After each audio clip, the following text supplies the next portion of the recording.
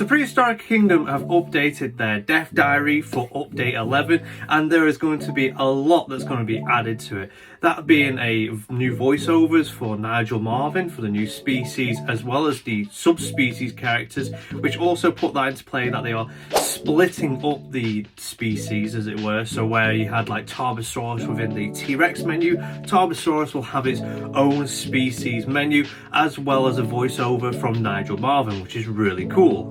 Another thing that they've done as well, they've brought out a fix for the lion eyes. Not that I've ever noticed it, but apparently they had a very 1,000-yard stare. So they've fixed that and made the eyes look a lot more relaxed.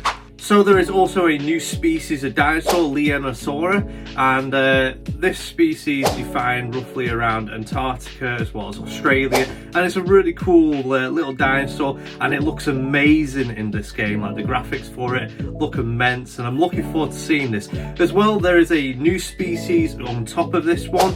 They haven't shown off much, just skin of it, and they are promising that it's not another theropod, so I'm kind of intrigued to see what this one's going to be. So the big part of this update is going to be really good for the management simulation players, because there's going to be a whole intricate system put into place. Now, if you want to feed your dinosaurs, you put down the feeder, but there will be no food, so the zookeeper will have to come round and fill that, and he's going to need to get some food, so you're going to have to place down a produce building, which then makes the food for the keepers to then go and give to the animals. When you place your shops, they're going to be empty and have no stock, so you're going to need to fill those up. So you get loading bays put in, which then you hire trucks, which then will bring those produce to the shops and the food places, so then you can then sell things to your customers. Now, when you make the food and you're ordering the items, you're going to have to store them somewhere. So you need to place storage areas down for the food and also the stock to go and get stored in.